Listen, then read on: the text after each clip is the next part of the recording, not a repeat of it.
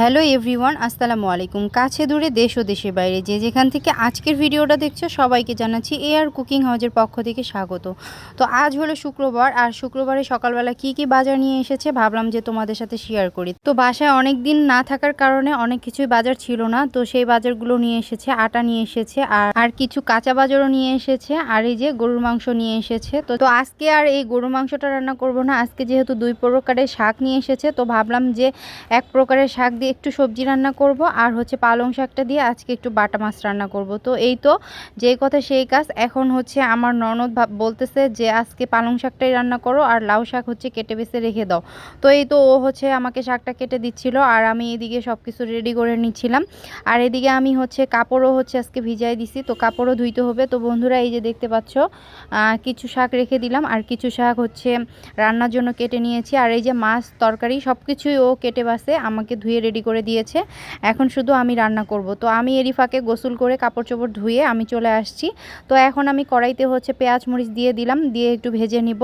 নেওয়ার পরে এখানে হচ্ছে পানি দেওয়ার পরে সব মশলা দিয়ে এখানে মাছগুলোকে একটু কষিয়ে নেব। আমি আবার একটু হচ্ছে মাছ রান্না করলে বেশিরভাগই হচ্ছে কষিয়ে কাঁচাতেই রান্না করি। মাছটা ভেজে আসলে আপনাদের ভাইয়া খেতে চায় না, তো এই তো আমি এভাবেই রান্না করি, আর এভাবেই তার কাছে নাকি ভালো লাগে। তো এভাবে খেতে খেতে আমারও একঘেয়েমি লেগে যায়, তারপরও করার কিছু নাই, তার এইভাবে পছন্দ, এইভাবেই রান্না করতে হয়। তো এইভাবে কিন্তু বাটা মাছ দিয়ে পালং শাক রান্না করলে আসলেই ভালো লাগে। তো যাই হোক, এই যে মাছগুলো আমি কষিয়ে নিচ্ছি। নেওয়ার পরে মাছগুলোকে এখন আমি তুলে নিব। তুলে নেওয়ার পরে এখানে আরও হচ্ছে শাকসবজিগুলো যে আছে সেগুলো ভালোভাবে একটু কষিয়ে নিব। তো এইভাবে রান্না করে মূলত আমার শাশুড়ি, আর তার এই রান্নাগুলো হচ্ছে তার দেখেই শিখা। তো এইভাবেই আমি তার দেখে এই রান্নাগুলো শিখেছি। তো এই তো আমি মাছগুলো এখানে তুলে নিচ্ছি। মাছটা অনেকটাই কষানো হয়ে গিয়েছে, এরপরে তো আবার আমি ঝোলে দিয়ে দিব। তো যাই হোক, আজকে হচ্ছে শুক্রবারের দিন, আর শুক্রবারের দিন সবার বাসাতেই হচ্ছে স্পেশাল রান্নাবান্না হয়। তো যাই হোক, আমি হচ্ছে আজকে মাছ পালং শাক দিয়ে রান্না করেছি বন্ধুরা। আর তোমরা কে কী রান্না করেছো অবশ্যই কিন্তু কমেন্টে জানাতে ভুলবে না। তো এই তো আমি এখন এখানে কেটে বাছে রাখা ধুয়ে আলুগুলো হচ্ছে পরিষ্কার করে দিয়ে দিয়েছি। দেওয়ার পরে আলুগুলোকে একটু ভালোভাবে কষিয়ে নেব। তো ময় মশলা দিয়ে আলুটাকে একটু ভালোভাবে কষিয়ে নিচ্ছি। আর যেহেতু নতুন আলু, এগুলো কিন্তু সিদ্ধ হতে বেশি সময় লাগে না। তো এইভাবে কষায় নেওয়ার পরে এখানে আমি টমেটো দিয়ে দিলাম একটা। তো মাছের তরকারিটাতে আমি একটা টমেটোও দিলাম, যে টমেটো দিলে কিন্তু খেতে ভালো লাগবে। তো এই তো আমি টমেটোটা দেওয়ার পরে এখানে একটু কষিয়ে নিচ্ছি। তো দেখতে পাচ্ছ কতটা সুন্দর একটা লোভনীয় কালার হয়েছে বন্ধুরা। তো এইভাবে আমি হচ্ছে পালং শাক দিয়ে আলু দিয়ে রান্না করি, আমার খেতে অনেক ভালো লাগে। আর একটু মটরশুঁটিও দিয়ে দিলাম। তো আজকে 12 মিশালি তরকারিটা হয়ে গিয়েছে। তো এখানে 3 আঁটি শাক নিয়ে এসেছিলো, 1 আঁটি শাক দিয়ে হচ্ছে আমি হচ্ছে আজকে রান্নাটা করছি, আর 2 আঁটি শাক রেখে দিয়েছি। তো পালং শাক দিয়ে কিন্তু এভাবে মাছ রান্না করলে ভালো লাগে বন্ধুরা। তোমরা পালং শাক দিয়ে মাছ রান্না করে খাও কি না অবশ্যই কমেন্টে জানাতে ভুলবে না। আর আমার তো এভাবে পালং শাক দিয়ে মাছ রান্না করলে ভালো লাগে। তো শাকটা দেওয়ার পরে কিন্তু একটু ঢাকনা দিয়ে ঢেকে রেখেছিলাম। তো শাকটা একদম চুপসে গিয়েছে।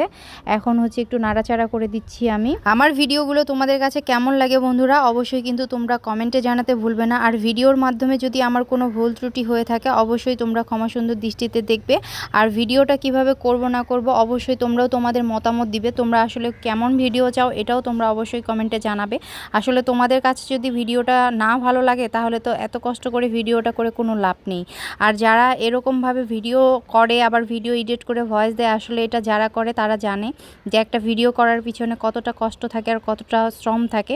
তো প্লিজ তোমরা পুরো ভিডিওটা দেখে একটা সুন্দর করে ভিডিও রিলেটেড একটা কমেন্ট করার চেষ্টা করো, আর পুরো ভিডিওটা দেখার চেষ্টা করো।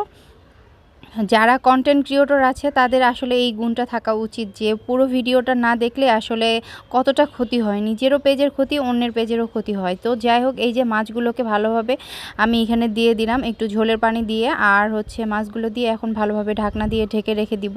তো এগুলো মূলত বাটা মাছ ছিল, আর বাটা মাছ দিয়ে এইভাবে হচ্ছে পালং শাক রান্না করলে অনেক মজা লাগে। তো তোমরা অবশ্যই ট্রাই করে দেখো, আর আমার রান্নাটা কেমন লেগেছে অবশ্যই কমেন্টে জানাতে ভুলবে না কিন্তু।